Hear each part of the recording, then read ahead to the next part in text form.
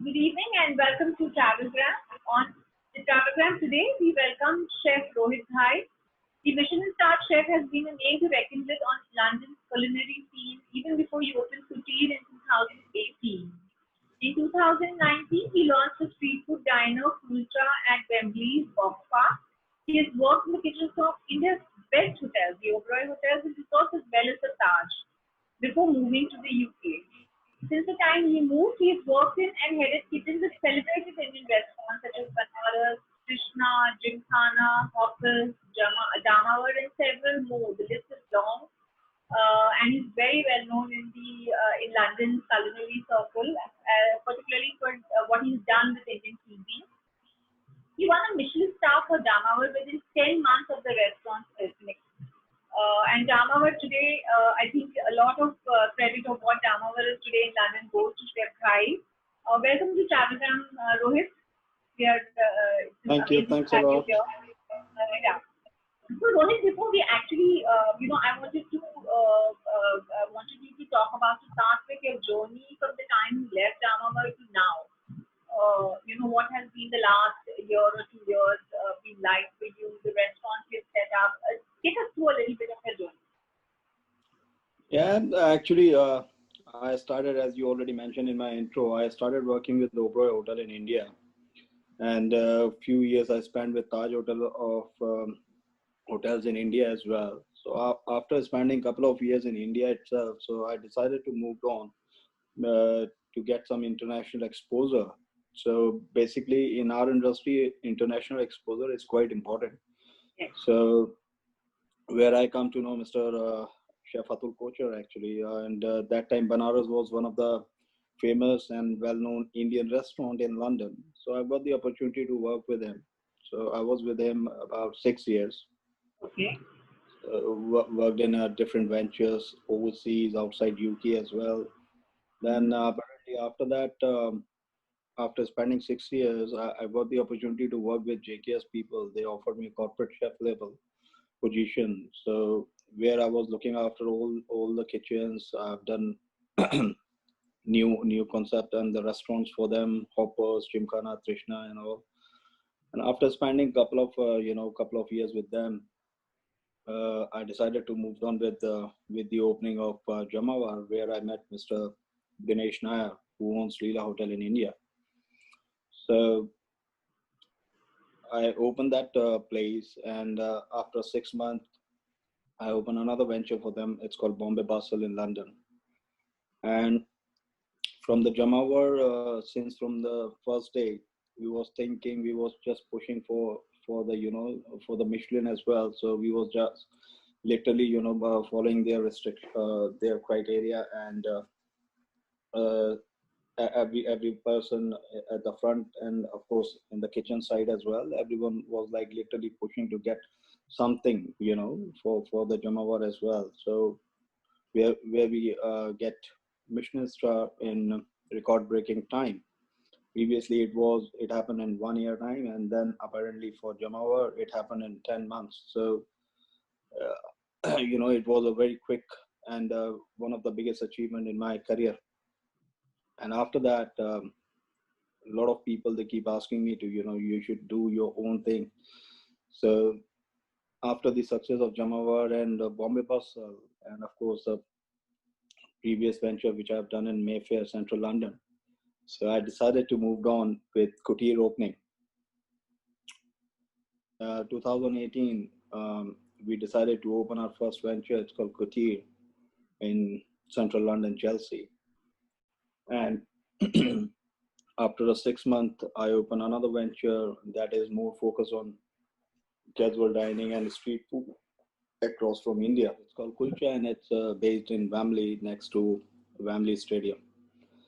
Apparently, everything was going really well, but this year in March, the COVID thing happened, and it's destroyed the entire hospitality worldwide. So it was a big impact. Still, we closed both the places, and now because the market is getting better, so we decided to reopen in couple of days. Let's see how it goes after the COVID. So what is it, before I actually get on to asking other questions, it's very interesting to know two things. One is, what is the kind of food you've been serving at both your restaurants, whether it's street or whether it's Puja? What is the kind of work you're doing there? And two, you talked about how, you start, the Jamnagar, you started working on the criteria of how to get a Michelin star. So I don't know about Jamnagar, but how does one get a Michelin star? What does it Actually, take to get one? no, actually, to be very honest with you, because I'm just since I moved to UK, I was working and heading Michelin star kitchens only. So maybe I become like very used to with their criteria and all these things. So basically, most important criteria is the consistency. You have to consistent about your food, and of course you have to use a lot of local produce, and the seasonal exotic ingredient has to be on the menu as well. So that's what it is. It's pretty much simple, Is it but is it possible to be consistent with Indian food, yes, Indian it is. cooking? It is. The You whole you have to. measures required, and everything should be the same. The second year, third year, because that's not how Indians cook, right? That's absolutely. It's actually it's bit difficult, but of course, if you have a proper platform, like from the beginning, if you start making, start following, and ask your team if they are on the track as well, if they keep strictly following your standard recipes and everything, then of course. And secondly, the movement, the kitchen movement, the steam movement, if it's too quick, then of course it will be very difficult to achieve. But to be very honest with you, my team, my people, they always stick and they always follow my instruction very strictly. And I have to be in the operation all the time to make sure everything is going out correct and perfectly. So that's why it's really set back, because I spent too much hard work, too much time to get the Michelin star for Jamawa at 10 months time. But since I moved on, they lost Michelin in 6 months times only. What is it that with Kutir and with Kulcha? What is it that you have? What has the journey been in the sense? What kind of food have you been serving? What is the kind of experimentations you have done over there? Before COVID hit, what was the shape of the restaurant? Actually, Kutir, since I opened, because I have a huge, followings as well, and everyone knows in the market, Central London market, if Rohit is going to do something, then definitely it's gonna be something different and unique. So that sort of identity I made myself in London, and since I made my since I made the announcement to open my own first place, then of course there was a lot of pressure on my shoulder as well, because of the media, and of course the followers as well. Because of course when you make an announcement for to do your own, then definitely people always excited to know about what you're gonna be, and it's gonna be something special anyway. So it makes a lot of pressure on my shoulder. But apparently, touchwood, since from the first day, since I opened this place, it's always packed, and it's a more fine, more refined on the food side as well. If you can see the images over my social handles as well, so I always try and do combo of Indian classical and strictly follow the authentic recipes as well. So that is for Kuti. And after that, when we get the opportunity to work with the Box Park, it's a big brand actually. Box Park, they have a huge places. So they've got four in London, few in overseas as well. So they offered me a place in Wembley area.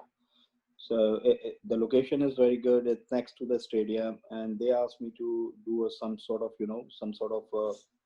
casual style dining.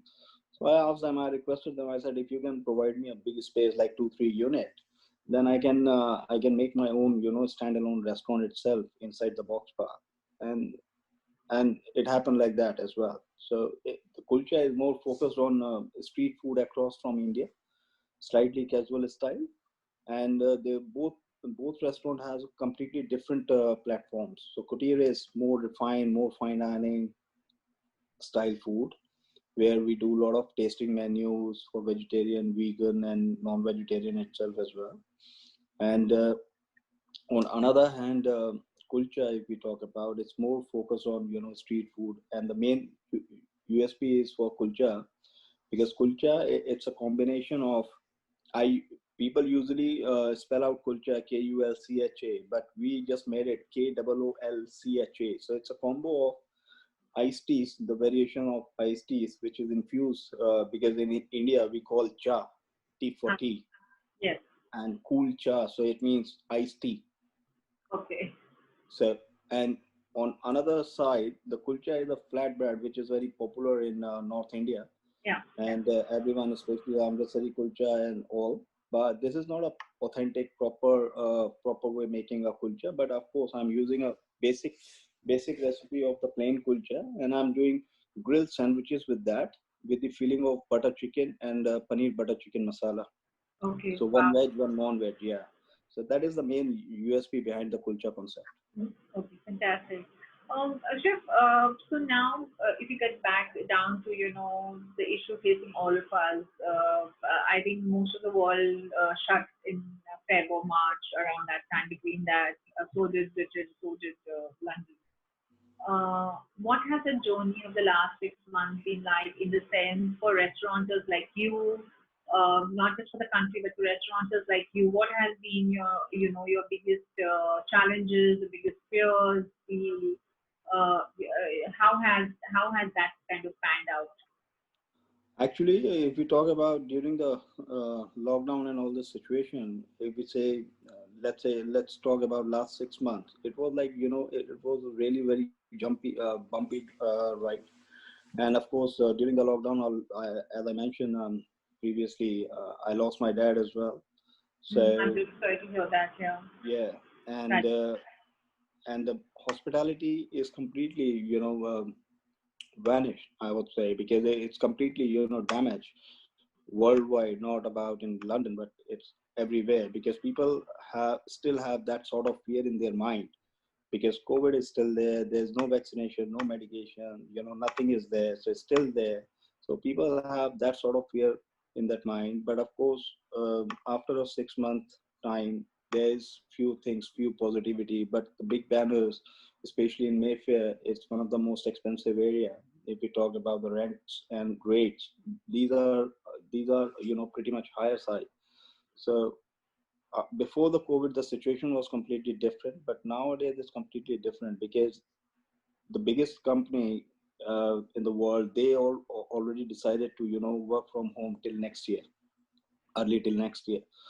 So in Mayfair, in my belief, I think it's gonna be a bit more struggle in Mayfair because Mayfair is mostly dependent on the corporate clients and tourists, and both are still not there.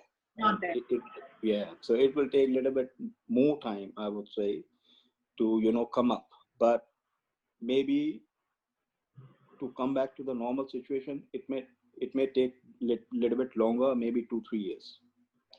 Wow, that's a long time. So It is. everybody's tightening the belt for the. So, what is the effect that it had on the industry, on the restaurant industry in Britain, in the sense, in terms of job losses, in terms of restaurants shutting down? What is being estimated? No, actually, first of all, during the COVID, government has announced a scheme called furlough. So people, they still have little benefit from the government side. So basically, they really want to to save their jobs and everything. But I think in India, nothing happened like that. So there's no support from the government, if I'm not wrong. Maybe something else or some sort of different programs might be happening there, but I'm not very sure. But in London, there was a lot of support from the government, like furlough. They are doing a lot of schemes in terms of lending money to save the business, to save a lot of jobs. And this is still valid, and it's gonna be over by October. But maybe if the situation is not working out, then definitely they might extend as well. Ah, okay. So they might So my extend. yeah, so my entire team, they are still with us. They are getting paid through furlough, and that's why we are just, because nowadays the market is getting better very slowly, but but still they still have little hope. So that's why we are planning to reopen soon, and let's see how it goes. Okay. So, in this context, how do you place, UP government's eat out initiative that they launched? Uh, how did that kind of fit in? How did that support the industry? Is that going to be extended? Does the industry want it to be extended? No, actually, Eat Out, that scheme was pretty much good, and I think it was valid for last 4 weeks only, which is Yeah, already I over. think I was Yeah, reading it served there were some 65 million meals served within those 4 weeks. yeah, that is already over. But now after that, because whoever participated in that deal, so a lot of people already went to the restaurant. So nowadays, most of the restaurants they are offering the same deal, but their own. So on their own. On Okay. their own, they are offering the same deal for to at least to get some people in. Otherwise, if you have a restaurant and it's empty, it doesn't look nice. So they are keep doing it their own. Okay. So did the government initiative help to kind of negate some of the losses to support restaurants? How does the restaurant industry see in Britain see the initiative? Actually, as I said, the COVID, just because of the COVID, it was a it's a huge loss for our industry.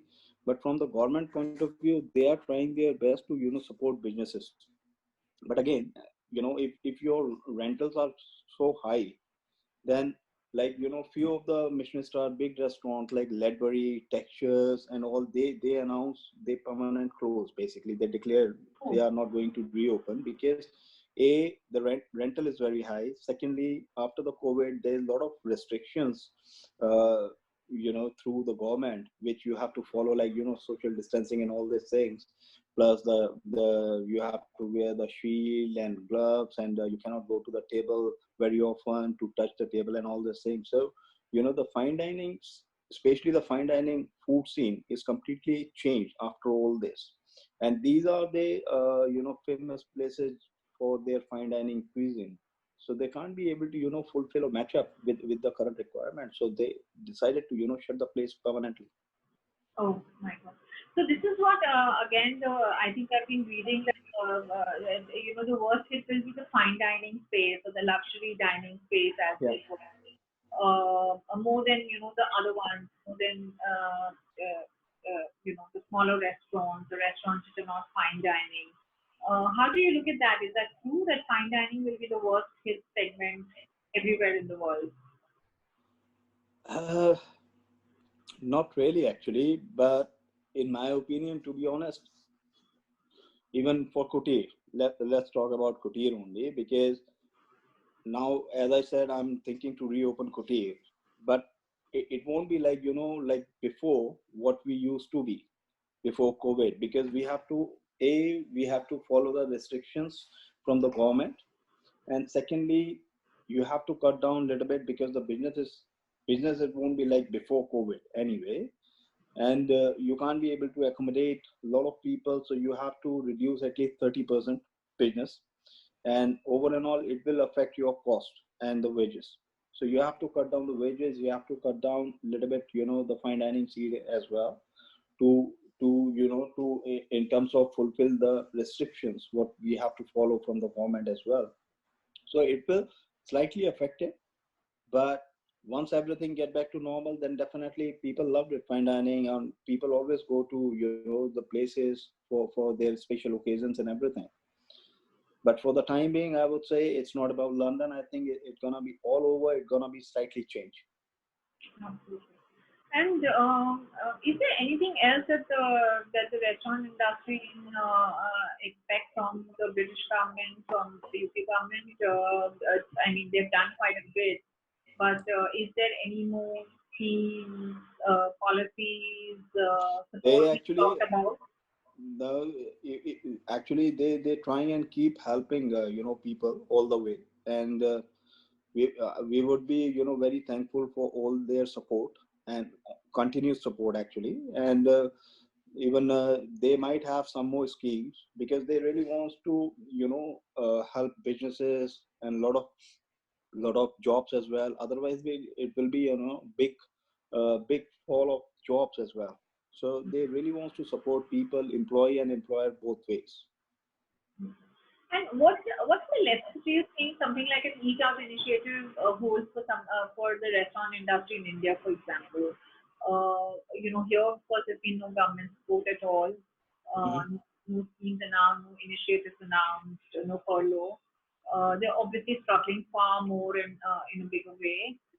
What is it that India can draw from an initiative like this? Or rather, I would say this was the government sponsored work. Can India do something, Indian restaurateurs do something to get together to save the industry in some way? What are the kind of initiatives you would say are needed? Actually, if they start doing some sort of support like what we are getting over here from UK government, like the eat out and help out, that is also very good option to at least to get people in, and it will be a huge offering for the people, because everyone knows during the furlough or in the COVID time, there is hardly people earning their basic wages, or so they have a very limitation in terms of sources to earning basically. And of course, if sort of eat out or help out, or maybe some sort of discount, let's say 30-40%,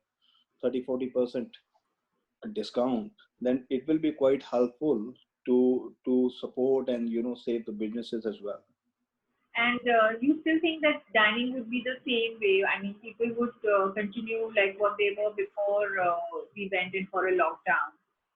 Because I remember that pre-COVID days, people were experimenting a lot with community tables, particularly here in India. Internationally, it's still a big trend, but in Yeah. India, for instance, people were just about beginning to experiment with community tables, just strangers to talk to each other, even if you're alone, and have a meal or something.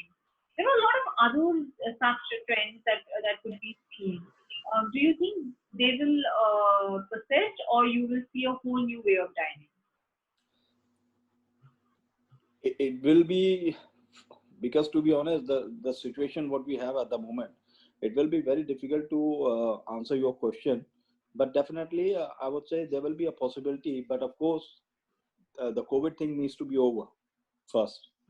That is, of course, the most imperative over there. So, Chef, just one more question. What have you been eating, innovating, cooking in your kitchen at home or at the restaurant over the last few months? I'm sure you've not been at the restaurant, but yeah, what is the new ideas that you've been bringing in? Or personally, what have you been cooking? What are you? Is there something new you're planning for your menu when you open? Actually, there's some plans to open another venture very soon. So Okay. we are aiming to open by end of this year, otherwise early next year. And during the COVID time, I was just trying and making some sort of homemade style, because I've got a huge request and the messages over the social media through my followers, because that time there was nothing to do and everyone was stuck at their home. So that time people, a lot of people, they took very initiative. And of course the UK is one of the biggest foodie industry country, and people love to eat and love to cook as well.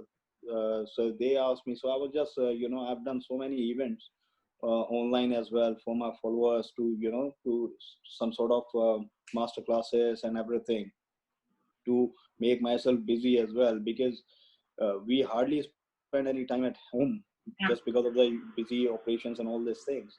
So that's what we have done, like the whatever you have at your home during the lockdown. So I was just trying and creating dishes, and few of them which are I feel which could be have potential to put it on the restaurant menu as well. So I might use all these recipes for the new venture as well. And during the lockdown I started working on my first book as well, so that gonna be happen by early next year too. Okay. So great. Looking forward to hearing a little more about your venture in the coming few months. And best of luck for the opening. And thank you for being with us and sharing your insights on the industry back there. And best of luck for your new venture. Thank you. Hopefully, Thanks a lot for your support and your time. Thank you're you. open to a little to a bit of success, and we can all recoup. Thank you. Thanks a lot. Thank you. Thank you. Much appreciated. Thanks. Thanks. Bye-bye.